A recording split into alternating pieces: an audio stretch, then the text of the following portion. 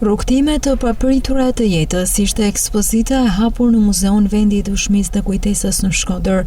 40 portrete të ish-burgosurve dhe ish-përndjekurve politik gjatë diktaturës komuniste u ekspozuan në këtë muze për të pranishmit. Është një ekspozitë e cila na bën të reflektojmë shumë për të kaluarën tonë, për atë periudhë historike dhe duhet thënë që shenjat e asaj periudhe historike janë edhe të dukshme në shoqërinë shqiptare. Por ne u përpoqëm përmes kësaj ekspozite të përzidhim 41 portrete, personalitete, të cilat me historinë e tyre, siç do t'i shihni te ky album fotografik që shoqëron, e plotsojnë atë mozaikun e përndjekjes, të vuajtjeve, por edhe të ëndrave dhe të shpresave të ndërprera.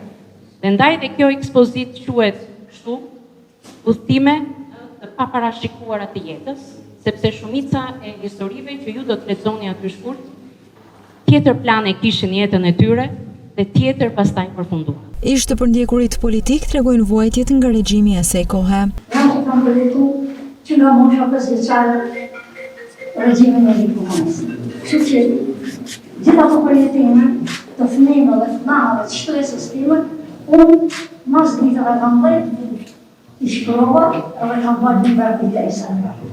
Në moshën 16 vjeç, ishën këto qëlli. Në moshën 16 vjeç, ishë edhe në Rek Bashkari, një djalë kurrajos që u ballafaqu me generalat e diktaturës.